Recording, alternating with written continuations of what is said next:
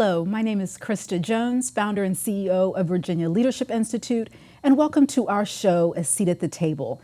The purpose of this show is really to bring together thought leaders and community leaders and experts to talk about how we can all get our seat at the table and make our voices heard. You know, when I moved to DC several years ago, I knew I wanted to make an impact. I knew I wanted to make a difference. I started working in politics. I started working in civic engagement, started joining a lot of professional organizations and nonprofit boards, but I didn't really know exactly how to go about it. But over time, I have gained so much experience, and I've decided to put it together a how-to guide called A Seat at the Table, You're Finding Your Voice as an Advocate and a Political Leader. Today, we have with us someone who has just excelled in the field of nonprofit development.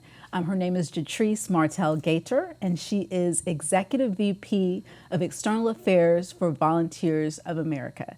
Please welcome GAITER. Welcome to our show. Thank you so much, Krysta. I'm really happy to be here with you today. We are so excited to have you. So like I said, you have done so much in this arena. Can you tell us just a little bit more about your background? Well, when I was in law school, I was always interested in politics and public policy. And at that time, when I graduated, nonprofits were just beginning to start building public policy capacities throughout the country. So I started working at United Way in Indiana, then I went to United Way National Office, and I built a career in public policy, management, and fundraising in nonprofits. And I'm a strong advocate for the voice of nonprofits and the influence and power of nonprofits in this country. And can you talk a little bit more about what you see as the role of nonprofits today? Well, the role of nonprofits, like everything else, is just very dynamic and is changing. As more and more state and federal funds are cut and budgets are winnowed down, people are bringing their issues, their problems, and their needs to the doors of nonprofits. So it's almost inverse. The more the budgets are cut, the more clients and people who in need we are seeing and trying to serve. So the purpose of nonprofits is to build community-based services that are accessible to people, and also because we're not government funded, we have an opportunity to be more innovative and to learn what works and to build new best practices for whatever we're doing. And we're also able to talk about all the multiple needs that people and families have. The thing about nonprofits is that no one comes to us with one singular problem. True. So many of the problems are interwoven and connected, and they need the help of various agencies and organizations. So another thing about nonprofits is that we are an extremely collaborative group of agencies and organizations. Mm-hmm. And so with all of the issues that are facing nonprofits today, whether it's having to struggle to be innovative, having to struggle with their budgets, what suggestions do you have for nonprofit leaders, and what type of resources exist out there for those who want to be nonprofit leaders? Well, there are a couple of things. I think anybody who wants to be a nonprofit leader needs to learn how to raise money, need to know how to raise money, not just writing grants to foundations or filling out government grant forms, but also building and cultivating relationships with major donors. More of the donations that support nonprofits are coming from individuals than foundations and grants. So I think someone who wants to be a leader in a nonprofit has to be very comfortable in the public, building authentic relationships with people who can be their supporters, advocates, and donors, and being able to mix it up. They have to be able to talk to the people at the top of the food chain and the people who are serving the food in order to be a good nonprofit leader. Another thing is that they need to look at the long game. Excellent. There's going to be a different crisis, a different issue every day, Right. but you have to have a strong vision, and you have to keep your eye and your energies focused on achieving that vision. Do you have any examples of some nonprofits that are doing especially well with that, whether it's really seeing that vision or doing an excellent job at fundraising? Well, yes, there are a lot of nonprofits that are doing exceptionally well at fundraising. I would say that, of course, United Way is the behemoth. They're the largest fundraiser. I think they're worth $3 or $4 billion they raise Wow. across the country every year. But there are a lot of new ways of fundraising, being very savvy. For Yes. instance, there's an organization called Water, where someone was bringing water to different villages in Africa and helping build pumps and wells. And they did a lot of fundraising online. Wow. And the CEO of that organization does a lot of talking about that. And then there is those organizations that are very tech savvy. Those organizations are very good at reaching their audiences. And then there are some organizations that have very good ads. The Salvation Army has very good paid ads, but ads are very expensive, but their ads are beautifully done and they really portray people in need.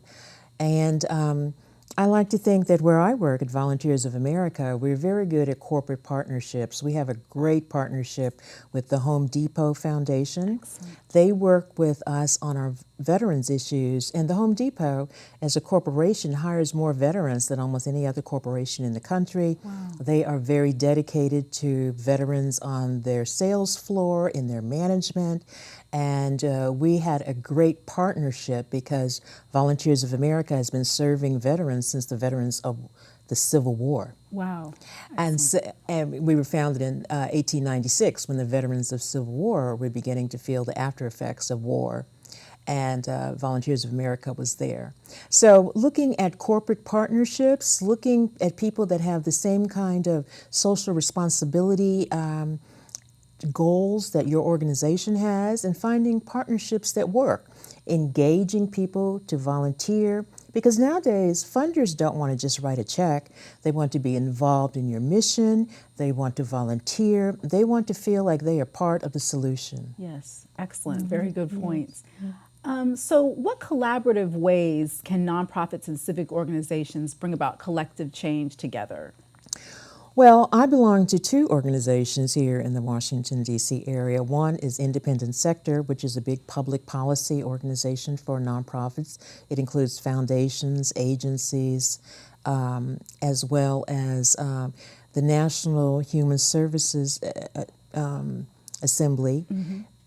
They are both huge and large organizations that collaborate, build a coalition, because together we have the most power.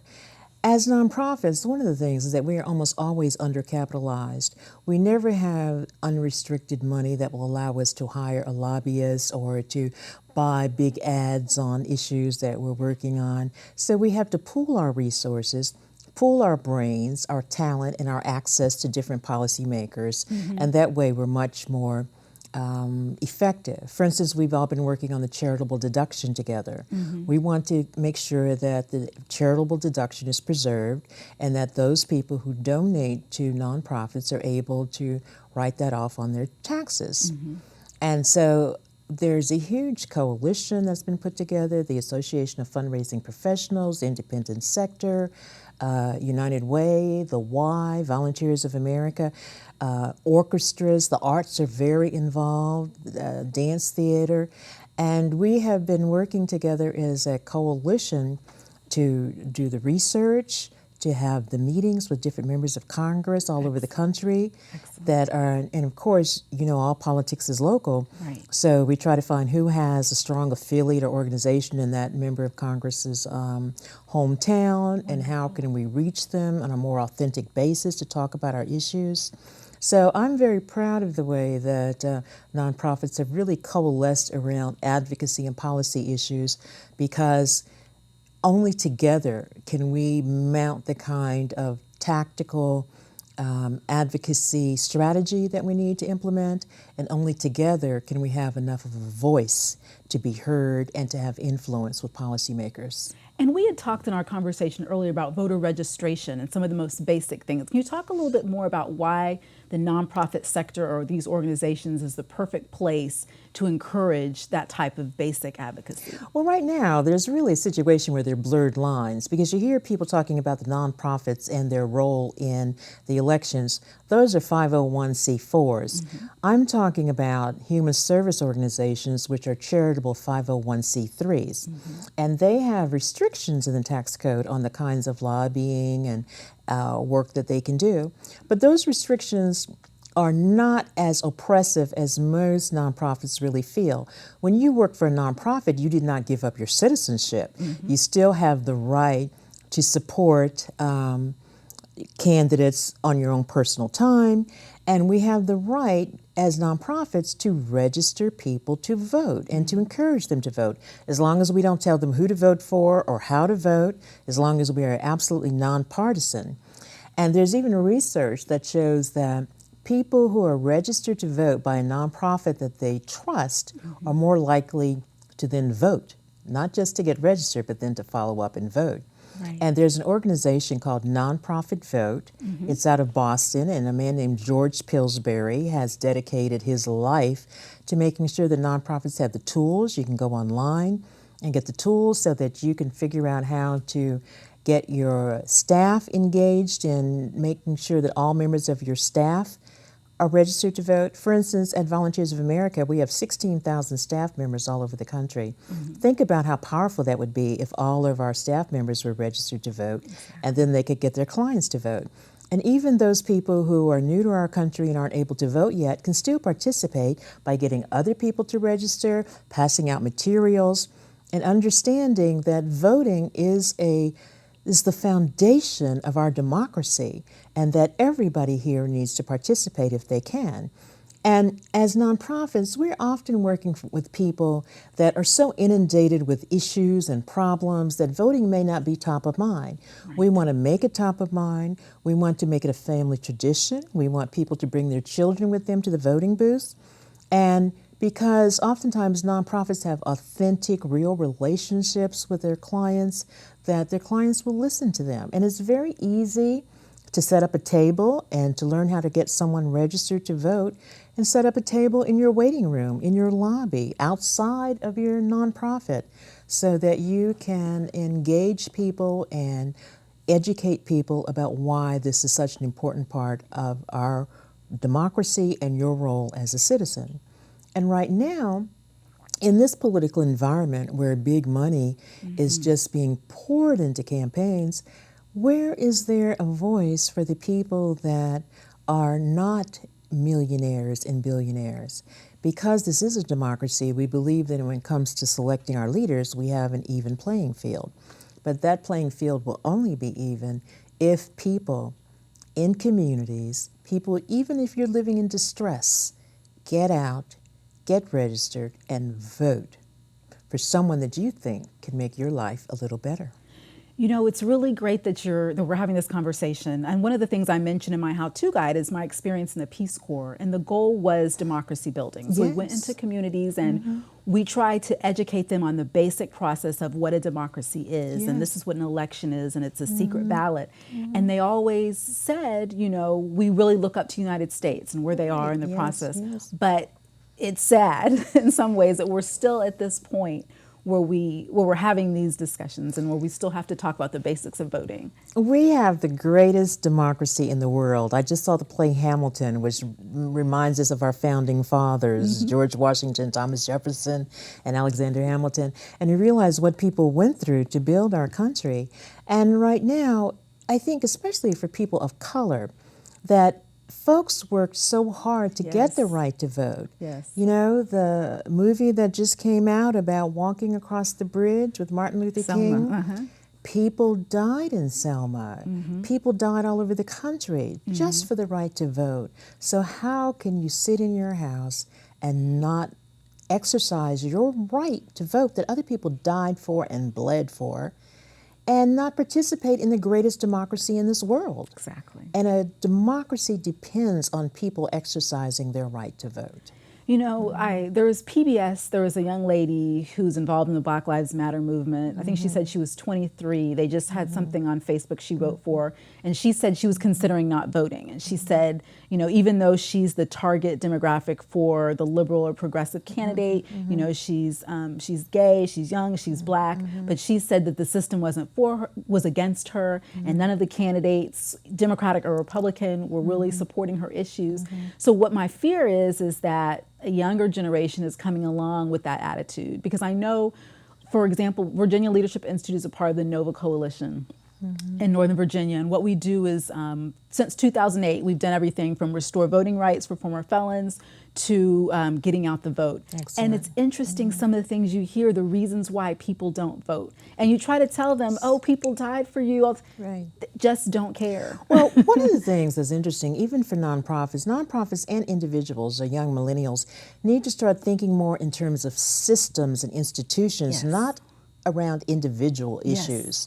Because if this young lady wants to change some of the systems and institutions in her community so that they are accommodating to her issues and that they do focus on the things that she cares about, she has to vote, she has to be involved in community organizing, she has to attend to meetings. You can't sit in your chair. You cannot be an armchair critic. You have to be an active, on the street, in the meetings, active participant in this democracy in order to make it work for you, your family, and the issues that you care about. That's right. That's exactly right. So we had some questions online, so I'll definitely try to get those in too. But some other things I was wondering is, what is your definition of thought leadership? I know you've written about this and you've spoken about this, and I think in the nonprofit sector, we look to thought leaders because we talked about innovation and what's coming down the line, and we want those people to kind of frame what we're going through to improve the sector and to improve our communities. What are your thoughts about thought leadership? Well, first of all, in our world of nonprofits, necessity is the mother of invention. And so we are always innovative, especially those large, older organizations like Volunteers of America. In order to stay current and to stay relevant, we've had to change and move and be very nimble in the way that we provide services and what we learn. So in order to make sure that we are not just transactions, we are not handing out something or giving something or having a transaction with our clients, we have to think about, is this program really working? How can we make it better? What do the clients say? What kind of feedback are we getting? And now, because we're using data much more efficiently, we're finally getting the technology to collect the data and getting the staff to analyze data. We have the on-the-ground facts and figures and the data to make really well-informed, evidence-based decisions about what works and what we should jettison. We have to be quicker about leaving behind things that no longer work and are no longer attracting clients or donors or community support, and replace them with things that do. And in order to do that, we have to be thoughtful. We have to think. We have to bring strategic innovation to the fore. At our organization, we have a whole innovation committee. And I just met someone this morning who is working at AARP has a whole innovation department. And so nonprofits are now adding innovation departments because we are more nimble, I think, than government alone. We can work with government in partnership like we often do, but we have to identify the fact that we are thought leaders. We are leaders in making change. We are bringing new information and data to the table. And policymakers and people who are leaders in communities need to talk more to nonprofit leadership to get more information about what is really going on in their communities, in the arts, in the human services, in education, in healthcare, because we're the ones seeing it. For instance, nonprofits have been so instrumental in working with the VA and the Department of Labor and the Department of Defense to help veterans. Right. At Volunteers of America, we just did a study on the economic and employment issues facing veterans, and we realized that we need to start while they're still in the military, before they leave the military, preparing them for all the things that are going to disappear the day that they leave service. Exactly, exactly. So where do you see the future of nonprofits? We've talked a lot about, the breadth of what they're responsible for and all the things they have to be in charge of.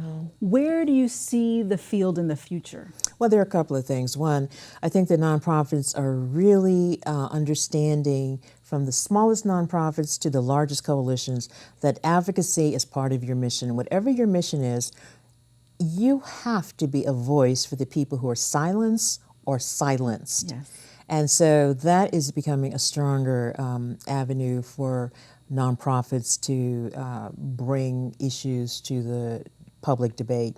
Another thing is technology. Nonprofits really are becoming much more tech savvy. Technology and infrastructure is very important, but even again, in the smallest nonprofits, we have to start thinking about infrastructure. Yes. A lot of us love to say that every dime you give us, we only spend 1 penny on ourselves. That's yesterday. Today, to be an operating, smoothly run, data-driven, decision-making leader in whatever field you're in, you have to spend money on infrastructure, on technology that works, on analysis of your data. You can't just collect data, you have to analyze it and use it.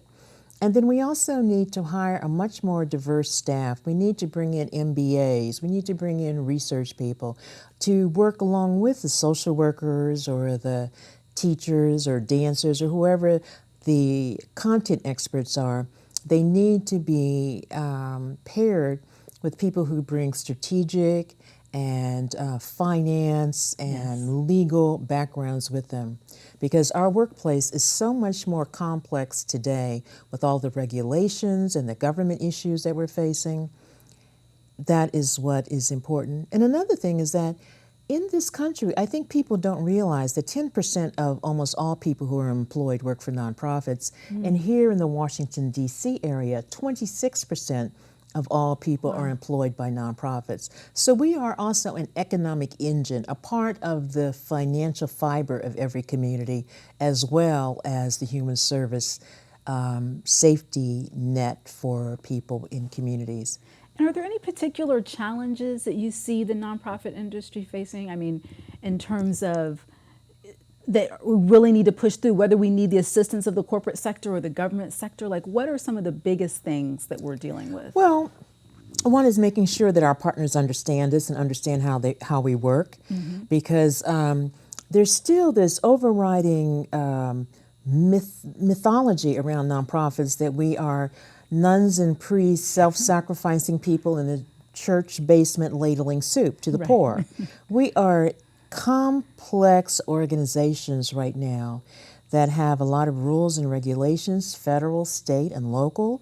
And we have to hire people, because at a nonprofit, I always say, if you think of an idea, you have to execute it and clean up afterwards. That's a good point. We don't have different departments to compartmentalize things. You have to think about issues and programs as they flow, and from start to finish, that's your responsibility.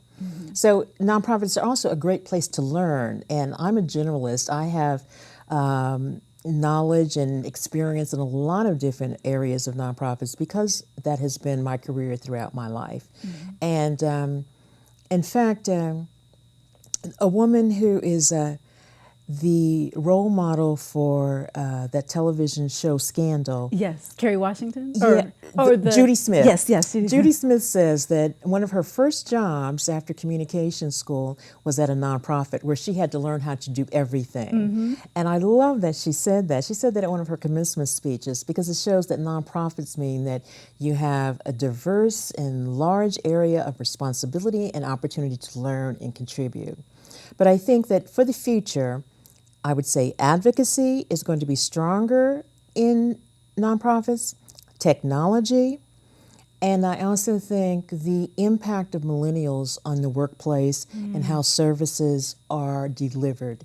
Those are the three things that I see looking forward to the challenges and opportunities that are facing nonprofits. And as we wrap up, do you have any final thoughts on why it's important that we have a seat at the table? So whether it is policymaking, whether it is the direction of our community, why is it so important that nonprofits be represented at that table? Because if you look at the presidential elections in 2012, Herman Cain, who was running for president, said, if you are poor, if you don't have a job, it's your fault.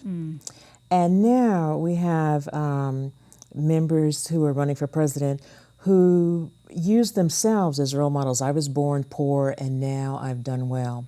Well, those are wrong. The denigration of the poor as people who have made a series of bad mistakes and are unworthy of any kind of help is wrong. It is wrong. It is wrong from most religions, and is wrong as far as any civic participation in our democracy demands that we care for people who, for an array of circumstances. It has to be clear that rich kids make a lot of mistakes as well. But as soon as they make a mistake, they have airbags of resources and help and support, whereas other people don't, and therefore they don't have the resilience to get past their mistakes. And also using the idea of one person made it. Let's take, for instance, the brain surgeon who's running for Ben Carson, who's running for president now. He made it. Well, he can't say, I made it out of the Detroit ghetto so everyone else can. There was someone in his life. There was somebody in his life who cared about him. Today, it used to be that most kids had about 8 people who were non-family members who were involved in their lives. Interesting. And today, you're lucky if children have one non-family member who's involved in their life. Wow. So the support systems for people, these are things that our politicians aren't thinking about. I don't hear human services being discussed at all when we're talking about the presidential debate and where our country is going yet. And then there's some people who are making fun of the safety net and saying it's a safety hammock. Poor people don't want to be poor for the most part, and they just need a hand up the ladder. They are looking not for a handout, but for a help up. Right. And especially our children. Yes. How can you punish children for who their parents were? Exactly. And there's so many issues that will keep us from having the strong democracy we have. A democracy is based on a literate public. We need a literate public. We need people who feel as though they can have trust in their government. And that I think that nonprofits can be partners in making that happen in communities all over this country. In every community in this country, there is a nonprofit providing some kind of service. Definitely. Definitely. Well, thank you so much, JATRICE, for joining us today at the seat of the table. This has been an excellent discussion with JATRICE Martel GAITER with Volunteers of America. Yes. You know, when we talk about having a seat at the table, we need to make sure that everyone's represented. We want to make sure nonprofits, corporate sector, government is represented because just like JATRICE said, nonprofits have a very important perspective that represent the everyday person and the basic services that they're providing across the nation. So thank you so much for joining us today for A Seat at the Table.